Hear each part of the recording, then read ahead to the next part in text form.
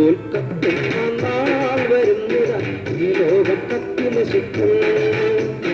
ദൈവത്തിൻ ന്യായവിധി നാളത്, പാപത്തിൻ ശിക്ഷയും നാളത്.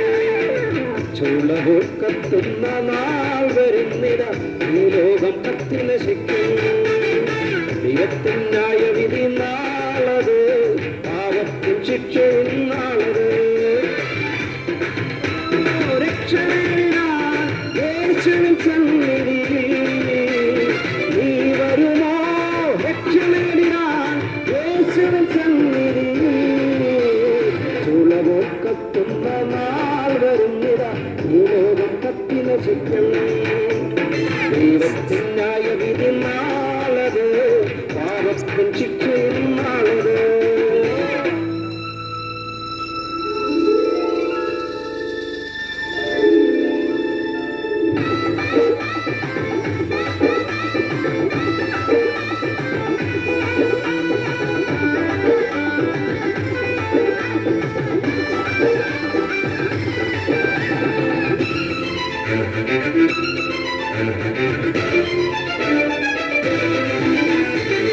ഭൂമി കുലുങ്ങിടും, പാറ പിളർന്നിടും, മാമലകളെല്ലാം തകർന്നിടും. ഭൂമി കുലുങ്ങിടും, പാറ പിളർന്നിടും, മാമലകളെല്ലാം തകർന്നിടും. അമ്പരാച്ചുംബികൾ, വീടുകൾ, മേടുകൾ എല്ലാം തകർന്നു പതിക്കും.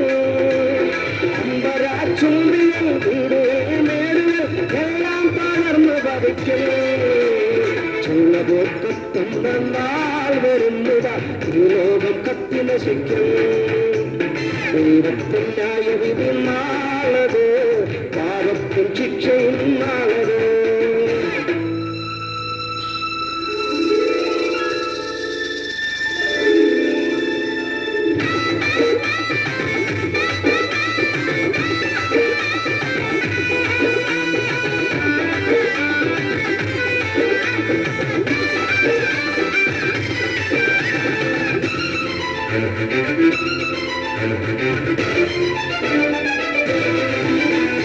സൂര്യചന്ദ്രാദികൾ ആകെ ഇരുണ്ടിടും, അന്ധതാ ഭൂമി നിറഞ്ഞിടും.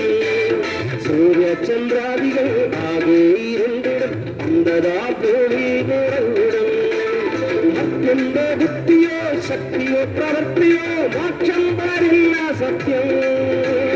മർത്യന്റെ ബുദ്ധിയോ ശക്തിയോ പ്രവൃത്തിയോ മോക്ഷം വരില്ല സത്യം. ചുള്ളപോൽ കത്തുന്ന നാൾ വരുന്നിതാ ഈ ലോകം കത്തി നശിക്കും. ദൈവത്തിൻ ന്യായവിധി നാളത്, പാപത്തിൻ ശിക്ഷയും നാളത്. ചുള്ളപോൽ കത്തുന്ന നാൾ വരുന്നിതാ ഈ ലോകം കത്തി നശിക്കും. ദൈവത്തിൻ ന്യായവിധി നാളത്, പാപത്തിൻ ശിക്ഷയും നാളത്. നീ വരുമോ? രക്ഷ നേടിടാൻ യേശുവിൻ സന്നിധിയിൽ നീ വരുമോ? രക്ഷ നേടിടാൻ യേശുവിൻ സന്നിധിയിൽ ചുള്ളപോൽ കത്തുന്ന നാൾ വരുന്നിതാ ഈ ലോകം കത്തി നശിക്കും. ദൈവത്തിൻ ന്യായവിധി നാളത്, പാപത്തിൻ ശിക്ഷയും നാളത്.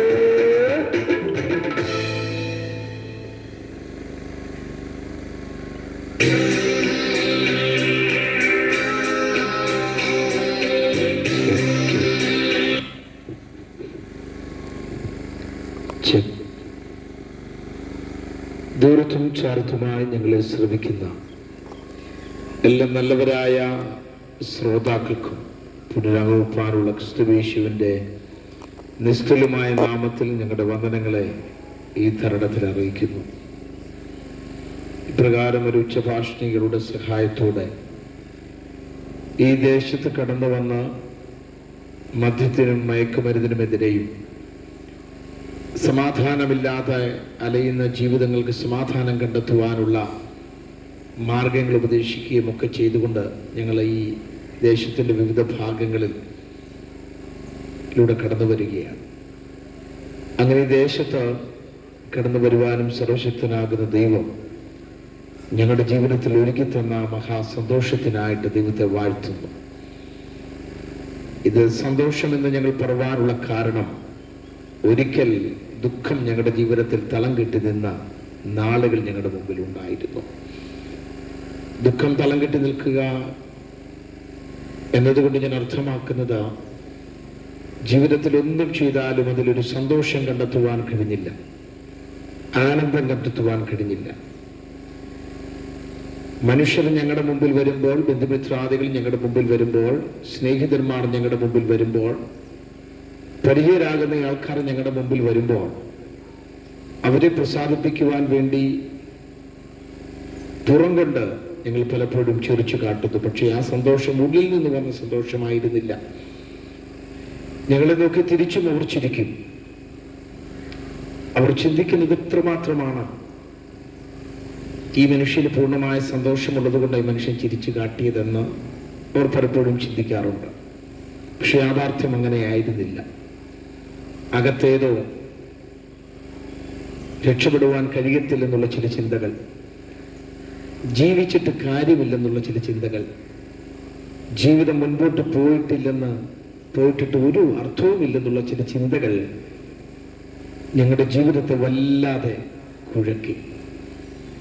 ആ സാഹചര്യങ്ങളിൽ ഇപ്രകാരമുള്ള ചില സന്ദേശങ്ങൾ ഞങ്ങൾ കേട്ടുവെങ്കിലും ഈ സന്ദേശത്തിന് കാര്യമായ ചെവി ഞങ്ങൾ കൊടുത്തില്ല. പല ആവർത്തി ഈ സന്ദേശങ്ങൾ കേട്ടപ്പോൾ ഒരിക്കൽ ഈ സന്ദേശം ഞങ്ങളുടെ ഹൃദയത്തിന്റെ ഭിത്തി ഭേദിച്ചകത്തത് കയറി ചെന്നു. അവർ പറഞ്ഞ ആ വാക്കുകളുടെ മുമ്പിൽ ഞങ്ങളെ തന്നെ സമർപ്പിച്ചു. ആ സമയത്ത് എന്തെന്നില്ലാത്ത ഒരു സന്തോഷം ഞങ്ങളുടെ ജീവിതത്തിൽ കടന്നു വന്നു. പിന്നെയുള്ള അടുത്ത ഞങ്ങളുടെ പടി, അതായത് പൂർണ്ണതയോടെ കണ്ടെത്തുവാൻ കഴിയുമെന്നുള്ള ചിന്തയോടെ ഞങ്ങൾ യാത്ര ചെയ്തു. അതിൻ്റെ യാത്രയുടെ അവസാനം ഞങ്ങൾ എത്തിച്ചേർന്നത് സർവശക്തനാകുന്ന യേശുവിൽ ഞങ്ങൾ എത്തിച്ചേർന്നു.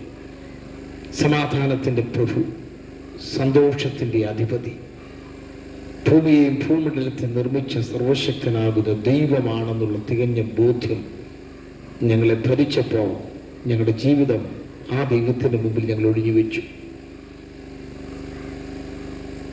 പലപ്പോഴും ചിന്തിച്ചുകൊണ്ടിരിക്കുന്നത്, ദൈവത്തിന് ഇതൊക്കെ കാണാൻ കഴിയുമോ? ദൈവത്തിന് ഇടപെടുവാൻ കഴിയുമോ? ദൈവത്തിന് സംസാരിക്കാൻ കഴിയുമോ എന്നുള്ള തെറ്റായ ചില ധാരണകളും ചിന്തകളും ഞങ്ങളുടെ മനസ്സിനെ വല്ലാതെ അരട്ടിക്കൊണ്ടിരുന്നു. അത് മറ്റൊന്നുമല്ല, ദൈവം കാണുന്നുണ്ടെങ്കിൽ പിന്നെ എന്താ ഇതൊക്കെ സംഭവിക്കുന്നത്? ദൈവം അറിയുന്നുണ്ടെങ്കിൽ പിന്നെ എങ്ങനെ ജീവിതം ഇങ്ങനെ പലപ്പോഴും ഇളകി മറിയുന്ന കടൽത്തിരയ്ക്ക് തുല്യമായി തീരുന്നതെന്നുള്ള ചിന്തകൾ പലപ്പോഴും ഞങ്ങളുടെ ജീവിതത്തെ ഭാരപ്പെടുത്തി, ഞങ്ങളുടെ ജീവിതത്തെ അസ്വസ്ഥമാക്കിക്കൊണ്ടിരുന്നു. ആ സമയത്ത് തികഞ്ഞ ബോധ്യം ഞങ്ങൾക്ക് പ്രാപിപ്പാൻ കഴിഞ്ഞു, ദൈവം ആത്മാവാണ്. ദൈവം സർവശക്തന, സർവവ്യാപിയ, സർവജ്ഞനായ ദൈവമാണെന്നൊരു ബോധ്യം ഞങ്ങൾക്കുണ്ടായി. കാരണം ദൈവത്തെ ഒരിക്കലും, ആത്മാവാകുന്ന ദൈവത്തെ നമുക്കൊരിക്കലും ഒരു രേഖാചിത്രത്തിലോ മറ്റു മേഖലകളിലൊന്നും നമുക്ക് ആ ദൈവത്തെ വരയ്ക്കുകയോ കാട്ടുകയോ ഒന്നും ചെയ്യാനൊക്കത്തില്ല. കാരണം ദൈവം ആത്മാവാണ്. ആത്മാവാകുന്ന ദൈവം സർവവ്യാപി. ഇവിടെ ഉണ്ടെങ്കിൽ മറ്റൊരു സ്ഥലത്തിലും ഈ ദൈവമുണ്ട്. ഇവിടെയുള്ള ദൈവം മറ്റൊരു സ്ഥലത്തും ഈ ദൈവമുണ്ട്. സർവശക്തന. കാരണം അസാധ്യമെന്നുള്ളത് ദൈവത്തിന്റെ മുൻപിലില്ല. സർവജ്ഞന, ഭാവി ഭൂത വർത്തമാനങ്ങളെ കുറിച്ച് വ്യക്തമായ അറിവുള്ളവനാ ദൈവം. ബൈബിളിൽ പ്രകാരം പറയുന്നു, ദൈവത്തിന്റെ വലിപ്പം കാണിപ്പാൻ ഒരു ഭാഗം അവിടെ രേഖപ്പെടുത്തി വെച്ചിട്ടുണ്ട്.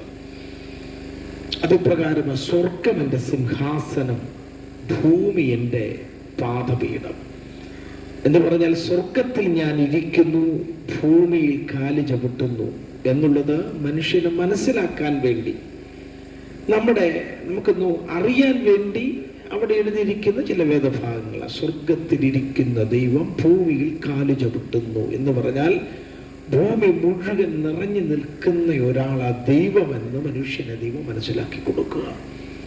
അങ്ങനെയെങ്കിൽ ഒരു കാര്യം നമ്മൾ വ്യക്തമായി മനസ്സിലാക്കണം, ഈ ദൈവത്തിന് നമ്മുടെ വേദനകളെ അറിയാം. ഈ ദൈവത്തിന് കണ്ണുനീര് താഴെ വീഴുമ്പോൾ അതറിയാം. മനുഷ്യരുടെ മുമ്പിൽ കരഞ്ഞ എത്ര പേരുണ്ട് ജീവിതത്തിൻ്റെ ഓരോ ആവശ്യത്തിൻ്റെ മുമ്പിൽ, അല്ലെങ്കിൽ ജീവിതത്തിൽ അനുഭവിക്കുന്ന വ്യതകളുടെ മുമ്പിൽ, ജീവിതത്തിൽ അനുഭവിക്കുന്ന ഭാരങ്ങളുടെ മുമ്പിൽ, മനുഷ്യന്റെ മുൻപിൽ പോയി കരഞ്ഞു. ആദ്യമൊക്കെ കരയുമ്പോൾ അവര് കരച്ചിലുള്ള ചെറിയ മറുപടികളൊക്കെ നമുക്ക് തന്നുവിടാറുണ്ട്. അല്പം പണമായും അല്പം അരിയായും അല്പം വസ്തുക്കളായും ഒക്കെ തന്നുവിടാറുണ്ട് പലപ്പോഴും. ഇതൊക്കെ മേടിച്ച് പൂർണ്ണ തൃപ്തി ഇല്ലെങ്കിലും ഏതാണ്ടൊരു തൃപ്തിയോടുകൂടി ഭവനത്തിലേക്ക് മടങ്ങി വരും. 1-2 ദിവസങ്ങൾ കഴിയുമ്പോൾ മനുഷ്യൻ തന്നതെല്ലാം തീർന്നു പോകും. വീണ്ടും നമ്മുടെ ചിന്ത, ഇനി ആരുടെ മുമ്പിൽ ചെന്ന് കൈനീട്ടും? മനുഷ്യന്റെ മുമ്പിൽ പലയാവർത്തി ഇങ്ങനെ കൈനീട്ടുമ്പോൾ അവർക്ക് ഞാനൊരു ഭാരമായി മാറുകയാണ്. പലപ്പോഴും പ്രായമുള്ള മാതാപിതാക്കൾ ഞങ്ങളോട് പങ്കുവെക്കുന്ന ഒരു കാര്യമുണ്ട്, മക്കളെ, ചെറുപ്രായത്തിൽ തന്നെ അധ്വാനശീലം ഞങ്ങൾക്കുണ്ടായിരുന്നു. അധ്വാനത്തിന്റെ ഫലമായി ഞങ്ങൾ മക്കൾക്ക് നല്ല വിദ്യാഭ്യാസം കൊടുത്തു, മക്കളെ നല്ല ഉന്നത നിലവാരങ്ങളിൽ എത്തിച്ചു. അരമുറുക്കി കൊടുത്ത് ഞങ്ങൾ വിശന്നിരിക്കുമ്പോഴും ഞങ്ങളുടെ കുഞ്ഞുങ്ങൾക്ക് കലത്തിലുള്ള പറ്റു വാരിക്കൊടുത്ത് ഞങ്ങളുടെ കുഞ്ഞുങ്ങളെ ഞങ്ങൾ വളർത്തി.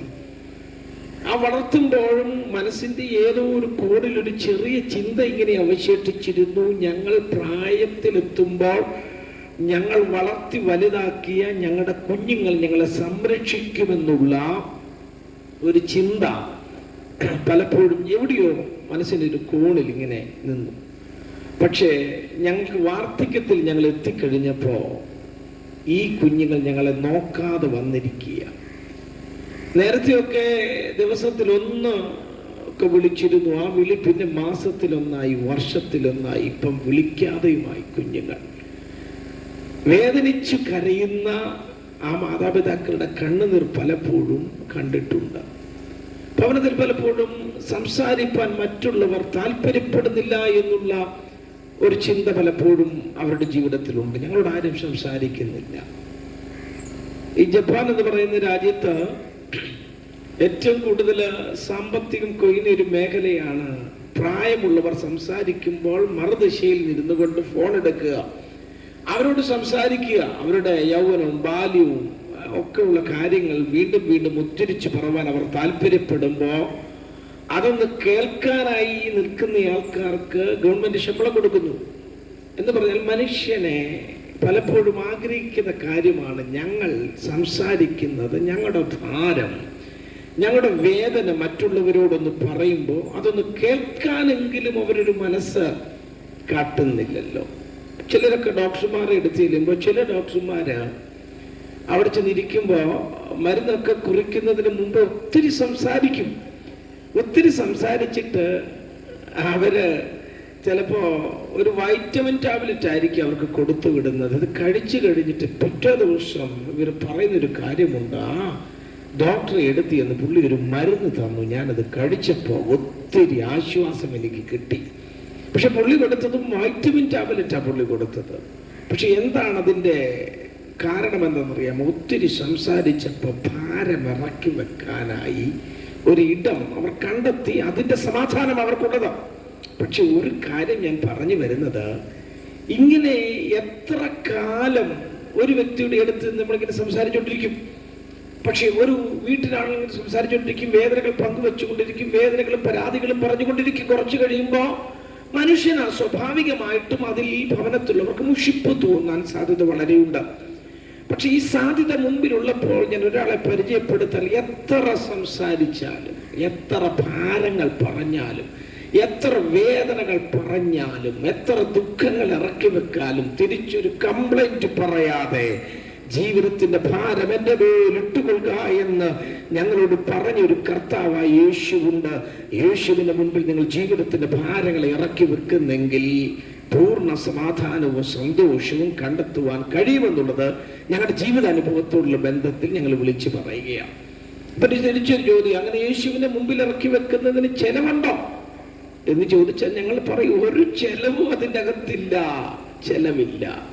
കാരണം എന്നാന്ന് ചോദിച്ചാൽ ദൈവത്തിന്റെ സൃഷ്ടിയാ മനുഷ്യൻ. ആ സൃഷ്ടിതാവിനോട് വിഷയങ്ങളെ പറയുമ്പോ സൃഷ്ടിതാവ് ഒരിക്കലും ചെലവത എന്ന് പറഞ്ഞല്ല മറുപടി തരുന്നത്.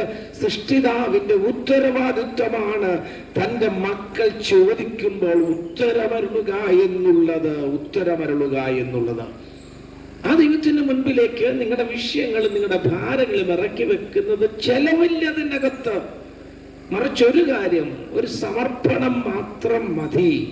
എൻ്റെ ജീവിതത്തെ യേശുവേ എൻ്റെ മുൻപിലേക്ക് ഞാൻ സമർപ്പിക്കുന്നു. ദൈവമേ, അങ്ങയുടെ മുൻപിലേക്ക് എൻ്റെ ജീവിതത്തെ ഞാൻ തരുന്നു. അങ്ങൻ്റെ ജീവിതത്തിൽ സമാധാനം തരണമേ, അങ്ങൻ്റെ ജീവിതത്തിൽ സന്തോഷം തരുമാറാകണമേ എന്ന് ഹൃദയനുറുക്കത്തോടെ കണ്ണ് നിറഞ്ഞൊന്ന് പ്രാർത്ഥിച്ചിട്ട് ജീവിതത്തിലെ വിഷയങ്ങളെ യേശുവിന് മുമ്പിൽ നിന്ന് വെച്ചേ യേശു അതിന്മേൽ വിടുതൽ തരും. കാരണം ജീവിതത്തിൽ അനുഭവിച്ചവരാ ഞങ്ങള്. മറിച്ച് ഏതെങ്കിലും ഒരു തലത്തിൽ എഴുതിയ ഒരു പുസ്തകം ഞങ്ങൾ വായിച്ച് പറയുന്നതല്ലത്.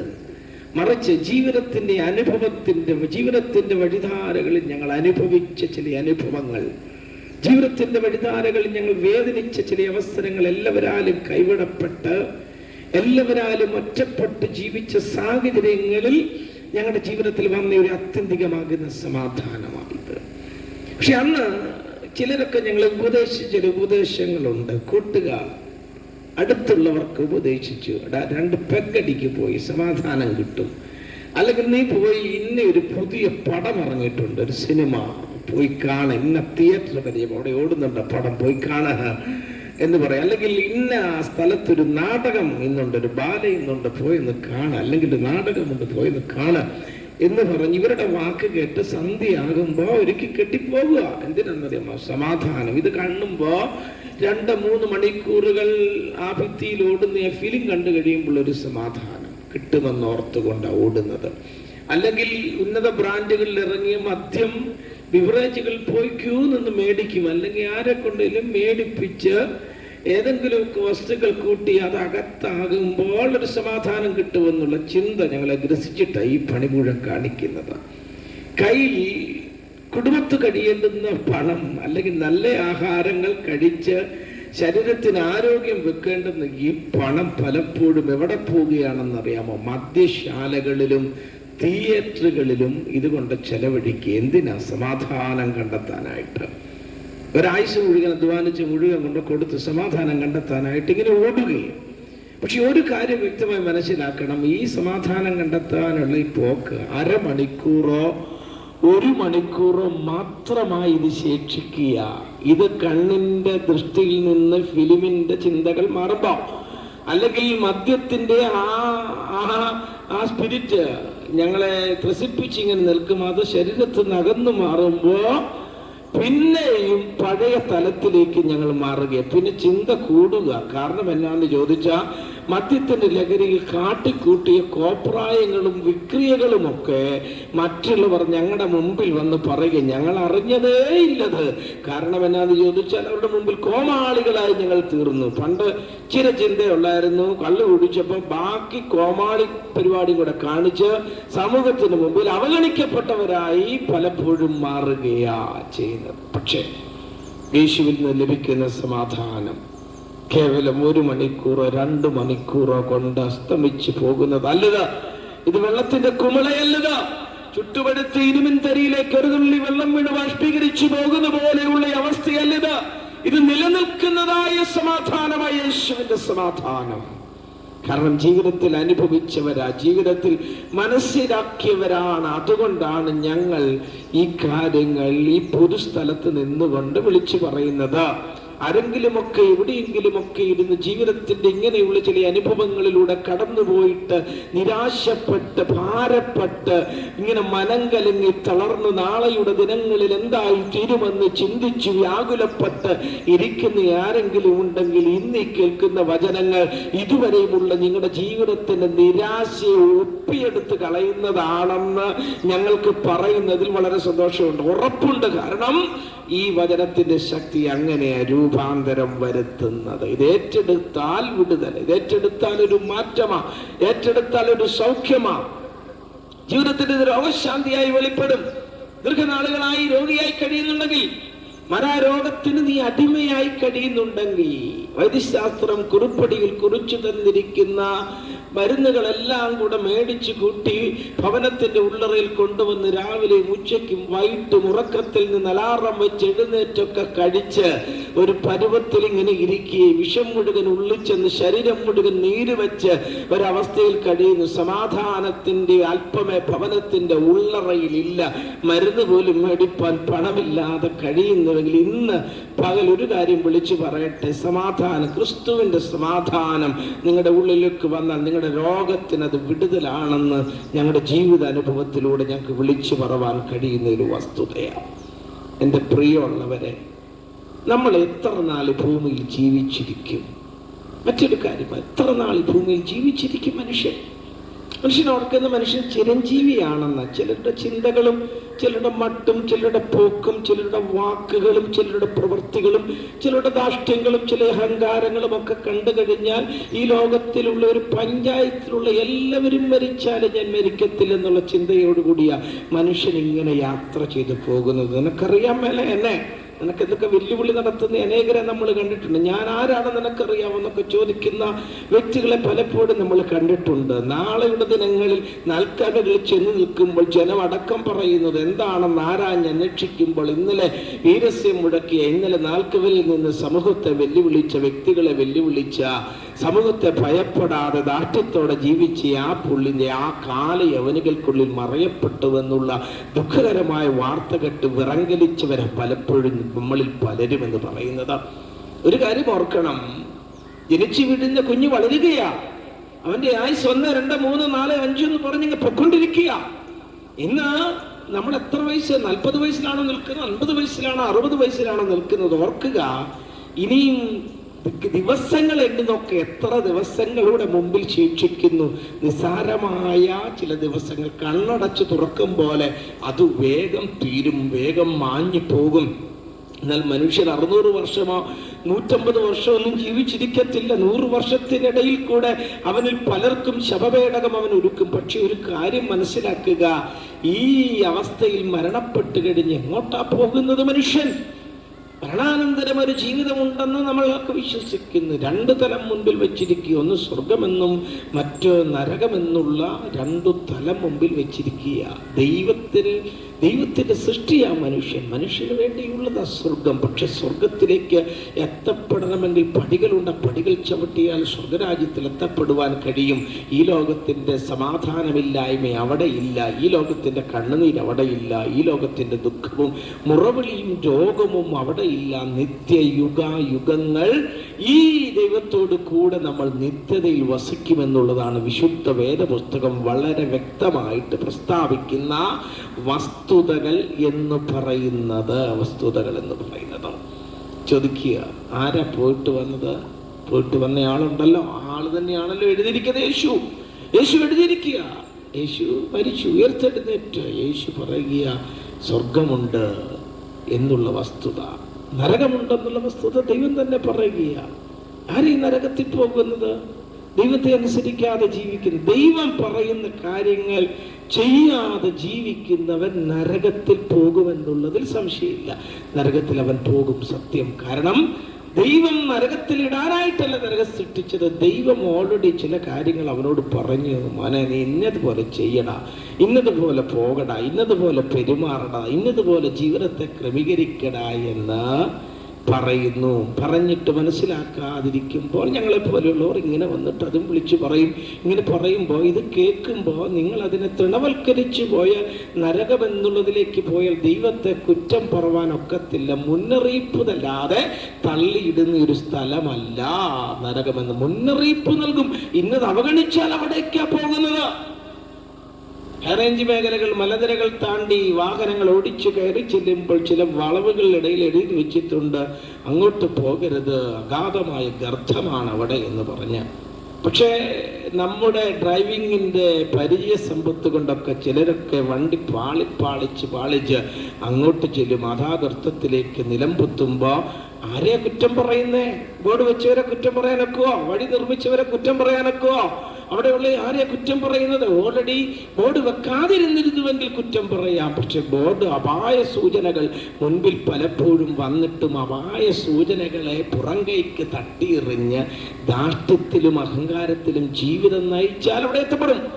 പക്ഷേ ഈ വചനം കേട്ടതനുസരിച്ച് ജീവിച്ചാൽ ഉറപ്പാ, 100 പറയട്ടെ, നിത്യത എന്ന യാഥാർത്ഥ്യത്തിൽ മനുഷ്യൻ എത്തിച്ചേരുമെന്നുള്ളത് വിശുദ്ധ വേദപുസ്തകം വളരെ വ്യക്തമായി പറയുന്ന വസ്തുതയാണ്. ആയതുകൊണ്ട് എൻ്റെ പ്രിയ സ്നേഹിതരെ, ജീവിതത്തിൽ സമാധാനമില്ലെങ്കിൽ, ജീവിതത്തിൽ സന്തോഷമില്ലെങ്കിൽ മറ്റൊരു മാർഗം നിങ്ങൾ അവലംബിക്കേണ്ട. നിങ്ങൾ മറ്റ് ഒരു കാര്യം നിങ്ങൾ ചെയ്യണ്ട. നിങ്ങളുടെ പണം നിങ്ങൾ ചുമ്മാ കൊണ്ട് എന്തിനായി ചെലവാക്കുന്നത്? അല്പനേരത്തെ സമാധാനത്തിന് വേണ്ടി ഭവനത്തിൻ്റെ ഉള്ളറയിലുള്ളവർക്ക് മേടിച്ച് ഒന്നിച്ച് തീന്മേശയുടെ മുമ്പിലിരുന്ന് നല്ല ആഹാരം കഴിക്കേണ്ട പണം എന്തിനാ കൊണ്ട് മദ്യഷാപ്പിൽ ചെലവഴിക്കുന്നത്, അല്ലെങ്കിൽ മറ്റു മേഖലകളിലേക്ക് കൊണ്ടുപോകുന്നത്? ഉദ്ദേശിച്ച് സമാധാനം ഇല്ലാത്തത് കൊണ്ടാണ്. എന്നാലൊരു കാര്യം പറയട്ടെ, സമാധാനം തരുന്ന സമാധാനത്തിൻ്റെ പ്രഭുവാകുന്ന യേശുവിനെ ഇന്ന് ഞങ്ങൾ പരിചയപ്പെടുത്തുകയാണ്. ഈ പ്രഭുവിൻ്റെ സ്നേഹം, ഈ പ്രഭുവിൻ്റെ സന്തോഷം ഞങ്ങളുടെ ജീവിതത്തിൽ വന്ന നിമിഷം ഞങ്ങളുടെ ജീവിതത്തിൽ എന്തെന്നില്ലാത്ത സമാധാനവും സന്തോഷവും ഞങ്ങളുടെ ജീവിതത്തിൽ ഉണ്ടായി. അധ്വാനിച്ച പണം ഞങ്ങളുടെ ഭവനത്തിൽ നന്ന് കിടന്നു. ഞങ്ങളുടെ കുഞ്ഞുങ്ങളുമായി ഒരുമിച്ചിരുന്ന് ആഹാരം കഴിച്ചു, അല്ലെങ്കിൽ ഞങ്ങളുടെ കുടുംബത്തിലുള്ളവരുമായി ഒന്നിച്ച് സഞ്ചരിച്ചു. പലപ്പോഴും മദ്യപാനത്തിൻ്റെ ആസക്തി ഇത് പലപ്പോഴും മനുഷ്യനെ അതിൽ നിന്ന് തട്ടിക്കളയുക. ഒരാവന്തിയോളം അധ്വാനിക്കുന്ന എല്ലുമുറിയെ പണി ചെയ്യുന്നു. വേർത്തൊലിച്ച് ഭവനത്തിൻ്റെ ഉള്ളറയിൽ വരുന്നു, കുളിച്ചിട്ട് അവിടെ നിന്ന് പോകുകയാ. സന്ധ്യയുടെ യാമത്തിൽ ആരെങ്കിലും ചോദിച്ചാൽ പറയും, ഇവിടം വരെ ഉള്ളെന്ന് പറയും. എവിടെ ചെന്ന് നിൽക്കുന്നെന്നറിയാമോ? അവിടെയുള്ള ഷാപ്പിൻ്റെ മുമ്പിലും ബിവറേജിൻ്റെ മുമ്പിൽ ചെന്ന് യാത്ര നിൽക്കുന്നു. അവിടെ നിന്ന് അധ്വാനിച്ച പണം കൊടുത്ത് മേടിച്ച കുപ്പികളുമായി ഭവനത്തിൻ്റെ ഉള്ളിലോ ഏതെങ്കിലും ഒരു മരിച്ചുവീടുകളിലോ ഏതെങ്കിലും ഒരു പറ്റുന്ന സ്ഥലത്തോ ഇരുന്നു കൊണ്ടത് പൊട്ടിച്ച് ആവോളം മദ്യപിച്ച് മതോമത്തനായിട്ട് എല്ലാവരെയും തെറിയും പറഞ്ഞ് എല്ലാവരെയും ആവശ്യം പറഞ്ഞ് കോമാളിയായി ഭവനത്തിന്റെ ഉള്ളിലേക്ക് വന്ന് കിടന്നുറങ്ങുന്നു. നേരെ എഴുന്നേറ്റ് വീണ്ടും പണിക്ക് പോണു. ഇത് തന്നെ ആവർത്തിക്കുന്നു. എത്ര നാളിത് ആവർത്തിക്കും? ഇതുകൊണ്ട് എന്താ പ്രയോജനം? ഇതുകൊണ്ട് തന്നെ ജീവിതത്തിന് മാറ്റം? ഒരു മാറ്റം ഉണ്ടാകുന്നില്ലെങ്കിൽ ശ്രദ്ധിച്ചേ, ഇതൊരു അപകടമാ. ഇത് വലിയൊരു അപകടമാ. ഇത് വലിയൊരു അപകടമാണെന്ന് നിങ്ങളോട് ഇന്ന് ഈ സമയത്ത് ഞങ്ങൾ പറയും. ഇതൊരു അപകടം തന്നെ. പലപ്പോഴും ഈ അപകടത്തിൽ നിന്നൊരു മാറ്റം വേണ്ടേ? ഒരു മുന്നറിയിപ്പ് ഞങ്ങൾ തരികയാ. സഹോദര, സ്നേഹിത, നിങ്ങൾ പോകുന്നത് അപകടത്തിലേക്കാ പോകുന്നത്. നിങ്ങളുടെ ചിന്താഗതി അപകടത്തിന്റെ ചിന്താഗതികളാ. നിങ്ങളെ ഗ്രസിച്ചിരിക്കുന്നത് പാപത്തിന്റെ ഇച്ഛകളും ചിന്തകളുമാ. ഇതൊരു അപകടമാ. നാളെയുടെ ദിനത്തിൽ ഞങ്ങൾ ഇവിടെ ചിലപ്പോൾ വന്ന് പറഞ്ഞില്ലെന്ന് വരാം. പക്ഷെ ഒരു കാര്യം പറയട്ടെ, ഒരു അപകട സൂചന നിങ്ങൾക്ക് തരികയാ. ഒരു ലക്ഷണം പറയുക, നിങ്ങൾ ഇങ്ങനെ ഒരു ജീവിതം നയിക്കുന്ന ജീവിതമാണെങ്കിൽ ജീവിതം പരാജയത്തിലേക്കാ പോകുന്നത്.